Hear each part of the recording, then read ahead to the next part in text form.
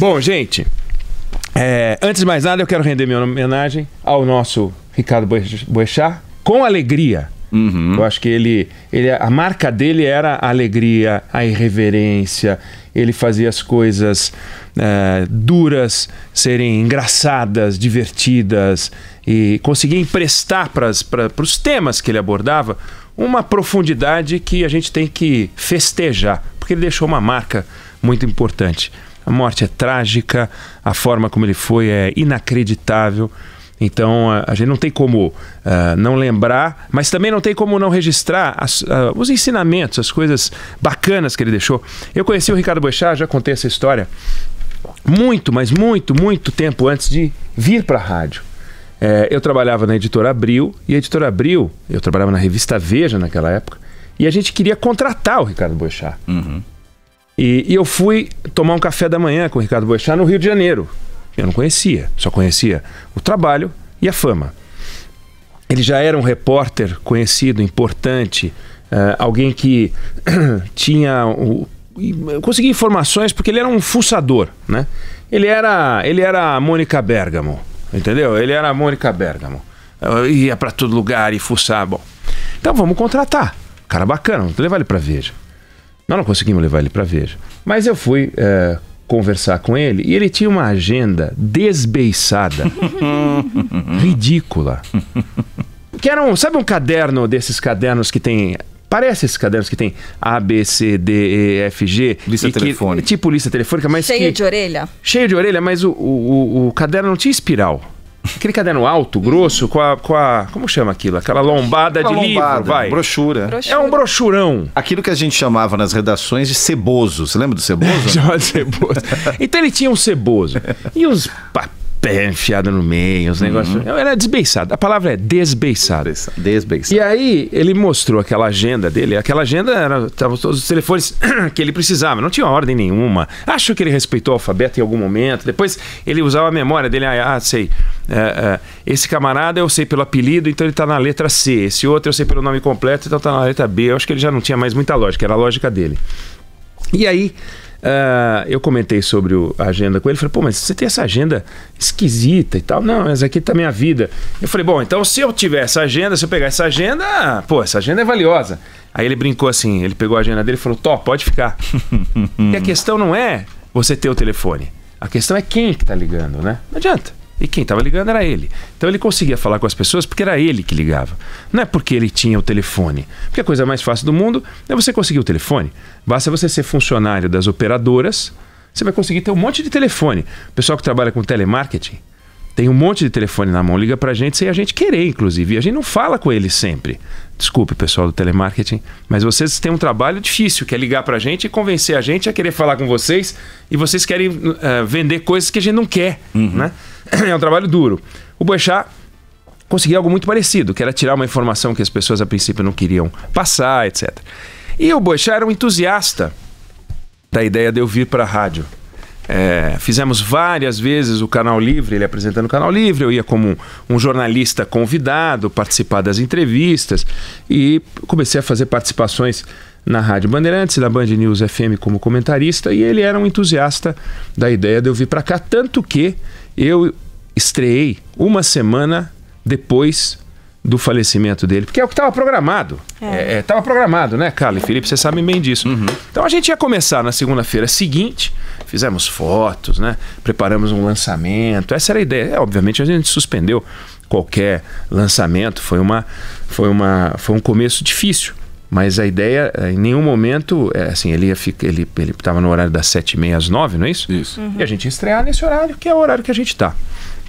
E, de repente, o mundo virou de cabeça para baixo uma semana antes da minha estreia aqui, nesse horário. Mas eu queria deixar aqui uma mensagem para todos os ouvintes, né, para os amigos, para os admiradores. E eu era ouvinte, não era amigo próximo, mas me coloco no papel de amigo e de admirador, sobretudo. E alguém que tentou chefiá-lo em algum momento, contratá-lo, né? E me lembro das histórias dele, a forma como ele se abria. Então é uma referência para todos nós. Não existe um outro Ricardo Boechat, nunca vai existir. Assim como não existem outros grandes personagens da história. Não vai existir um outro Pelé, né? Não vai existir um outro Neymar, não vai existir. Não existe. É uma figura para você admirar, colocar numa determinada casinha e é lá que ele tem que ficar. Então eu queria deixar registrado aqui a minha homenagem ao Boechat. Bom, os dias de ontem e hoje, né, mas sobretudo ontem, trouxeram ou levaram para a maior cidade da América Latina, numa versão vitaminada, de novo a angústia da fragilidade das grandes cidades, né? Mas uma versão inacreditável. Claro, a gente pode dizer que o que aconteceu em Belo Horizonte foi mais sofrido. Foram 55 mortes, 56 mortes. Foi muito pior. Em São Paulo, capital, não houve nenhuma morte, né, Carla? Houve uma morte... Nem em São Bernardo, né? Na Grande São Paulo. Houve uma morte e teve aquele acidente com 4 no interior. Isso. 4 no interior. Pelo que aconteceu em São Paulo, é surpreendente que não tenha morrido ninguém. Surpreendente. A gente viu o nosso colega, jornalista, apresentador do Café com Jornal, o Luiz Megali. Pô, do nada, quando é alguém que você conhece, você vê como as coisas podem acontecer do nada. Ele estava passando debaixo de uma ponte e o carro dele ficou. Quer dizer, podia ter sido o meu carro, podia ter sido o carro de um ouvinte, vários ouvintes nossos. Mais próximo da gente. É muito próximo. E o vídeo dele, alguém que você conhece, que você vê todo dia, falando todo ensopado e como na condição de sobrevivente, porque poderia ter acontecido algo mais trágico, né? Traz para muito perto essa realidade. Não é que é uma coisa distante da gente.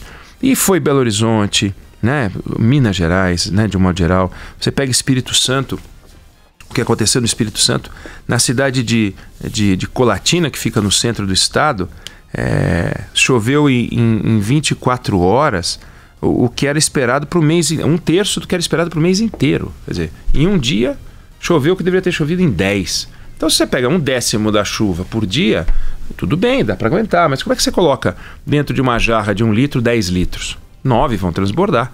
Se você põe 1 litro por dia, toma aquela água, porque o terreno é capaz de drenar, vai lá. Mas 10 de uma vez, transborda 9.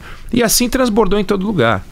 E acho importante, aconteceu, por exemplo, em Itajaí, né, no Vale do Itajaí, cidade de Rio do Sul, tempos atrás, aí, ficou 90% debaixo da água. 90% da cidade debaixo da água.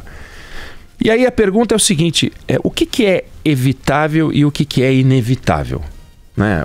Os fenômenos naturais são inevitáveis.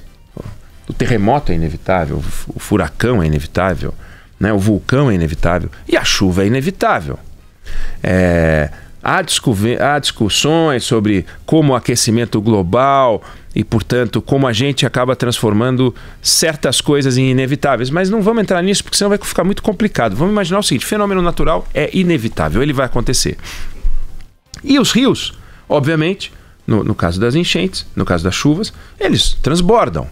Mas foi assim que a gente virou uma sociedade. Sem esse fenômeno, chuva, rio, alagamento, não teria agricultura. Não teria agricultura. Como é que seria a civilização sem isso? Como é que seria? A Mesopotâmia é o quê? Né? O que é a Mesopotâmia? Se não exatamente isso. Foi assim que a gente se viabilizou como sociedade. Bom, aí a gente começou a transformar, e num fenômeno incrível, o evitável em inevitável. E o papel do ser humano tem sido o tempo inteiro transformar o que é evitável em inevitável.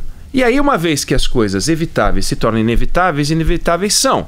Então, por exemplo, nós fizemos a ocupação, toda vez que fala ocupação, vem a palavra desordenada, né? Ocupação desordenada do solo. Era evitável? Era. Em teoria era. Mas tá lá a ocupação desordenada do solo.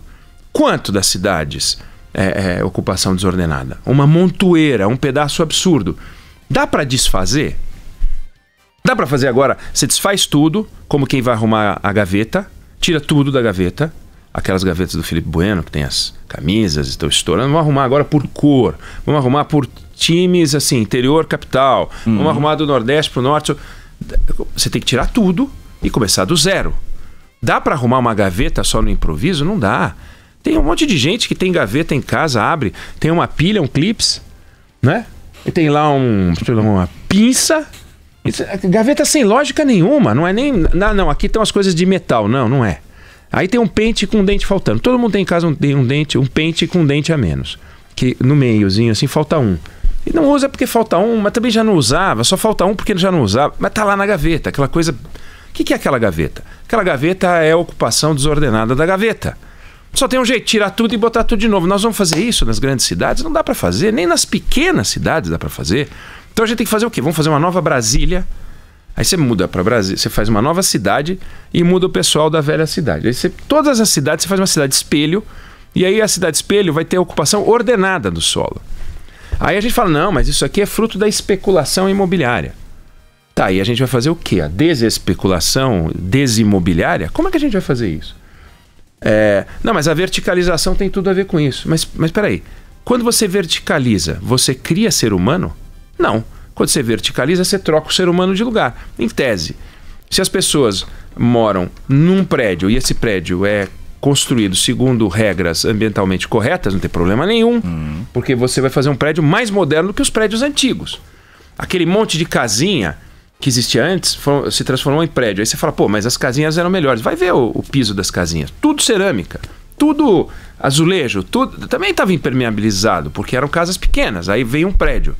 Se aquele prédio for feito segundo as regras mais modernas e sofisticadas, é razoável que até você tenha mais um solo até melhor. Adianta saber que existe um asfalto poroso? O que a gente vai fazer? Vai trocar todo o pavimento das grandes cidades? Não vai. Aí quando a gente diz que se a gente entra nesse discurso, obviamente você pode dizer, bom, então não tem nada para fazer, né? Ferrou, estamos na roça. Não. Temos que pensar o seguinte, a primeira coisa que a gente tem que eliminar são os políticos pilantras e vigaristas. Pega a Lava Jato. A Lava Jato acabou com empresários pilantras, acabou com lobistas pilantras e políticos pilantras. Mas acabou com a lógica pilantra? Não acabou com a lógica pilantra. A lógica pilantra está aí. O que é a lógica pilantra? É assim, para resolver o problema das enchentes precisa fazer piscinão. Toca piscinão. Sei lá se tem que fazer piscinão. Aí, no caso de cidades como São Paulo, em que os pontos mais baixos são justamente as marginais, e você não faz nada nos afluentes e só faz tudo naqueles rios, de que adianta você ficar gastando sua energia em 2 rios enormes e os afluentes todos abandonados? Adianta alguma coisa? Não adianta. Então adianta ficar fazendo piscinão? Talvez para as empresas que façam o piscinão adiante muito. Será que a gente não está na mesma lógica de operar segundo as regras de interesse das empresas? E cadê as soluções de interesse da sociedade? A máfia do lixo. Ou não existe máfia do lixo nas cidades grandes? Não tem máfia do lixo. O Brasil faz a coleta porta a porta. Quanto que isso custa? Já viram como é o sistema de varrição nas cidades? A Sheila Magalhães conta que passando na frente do estádio do Morumbi, no final de semana, teve um grande evento no estádio, um evento gospel enorme, e tinha um monte de lixo lá, sacos de lixo. Quando veio a enchente de ontem, que poucas aconteceu? Horas depois do fim do evento. Poucas horas depois do fim do evento. E a água, depois que a água baixou, o que estava nos bueiros e nas bocas de lobo? Os tais lixos, os sacos de lixo. Aquilo é culpa do quê? Da administração pública? É, da administração pública também. Mas não é da organização do evento, não é das pessoas que foram lá. Então não tem sistemas de punição nenhum. Os sistemas são abandonados. A cidade é porca. A cidade de São Paulo é porca. A cidade do Rio é porca. Belo Horizonte é porca. As cidades brasileiras são porcas. E a gente não faz nada para transformar, portanto, o evitável e inevitável. Então, ocupamos desordenadamente o solo. Ficou uma coisa inevitável. É uma variável que não tem como mexer agora. O solo é impermeável demais. Temos poucos parques. E assim vai indo num ritmo que eu não vejo solução se a gente não começar a expurgar os vigaristas, se a gente não expurgar os políticos. O prefeito do Rio de Janeiro não consegue fazer contenção de encosta. Como é que um cara desse pode pensar em permanecer no cargo? Como é que um camarada desse pode entrar numa disputa eleitoral e o eleitor pensar em votar nele? E vai ter gente que pensa em votar nele. Legítimo, justo, é direito, etc., é democrático. Mas é inaceitável imaginar que um camarada que nos últimos 4 anos não fez nada nesse campo de muito significativo vai se sentir no direito de disputar e as pessoas ainda capazes de votar nele. Não faz o menor sentido. Tomara que seja varrido do mapa. Ele e outros prefeitos. Não adianta ter prefeito bonzinho, né? A gente tem um monte de prefeito bonzinho. O prefeito de São Paulo é bonzinho, né? O prefeito de Belo Horizonte não é bonzinho, mas é bem intencionado. Todo mundo gosta dele. Entrevistamos ele no Canal Livre. Foi uma boa entrevista. Mas a impressão que eu tenho é: cadê esses políticos enfrentando a lógica? Eu vou enfrentar a máfia do lixo. Eu vou enfrentar a máfia do lixo. Eu vou enfrentar a máfia das construções. A gente, na hora que faz uma licitação, a gente não licita uma solução. A gente licita uma obra específica, descrita de um determinado jeito, que muitas vezes é cara. Então, nós não falamos assim, o poder público não diz: atenção, senhores empresários, nós queremos ir do lado de cá do rio para o lado de lá do rio. Encontre a sua solução e me ofereça uma proposta. A melhor proposta vai ganhar. Não. Eu quero fazer uma ponte estaiada que dê 3 piruetas e tal, mas vai custar não sei quantos bi. Então a gente é uma máquina de torrar dinheiro. As obras paradas, as obras inacabadas, tudo parte do mesmo fenômeno. O Estado se submetendo às máfias. As máfias estão aí. A Lava Jato não acabou com a lógica das máfias. Ela só eliminou algumas máfias. Mas a lógica de que o sistema está tomado por máfias continua imutável. E isso que a gente tem que mexer. Se a gente não mexer nisso, não adianta achar que vai ficar nesse papinho de ambientalista, de urbanista. Vamos mudar aqui o solo, ocupação desordenada. Isso é enganação, não vai funcionar. Eu admiro esses caras, acho que eles são bárbaros, mas a gente só vai conseguir mudar o cheiro das cidades, o jeitão da cidade, se a gente enfrentar, primeiro, eliminar esses políticos vigaristas que continuam por aí tomando conta das nossas cidades. E enfrentar a lógica, o dinheiro continua aí para as máfias e não para a sociedade.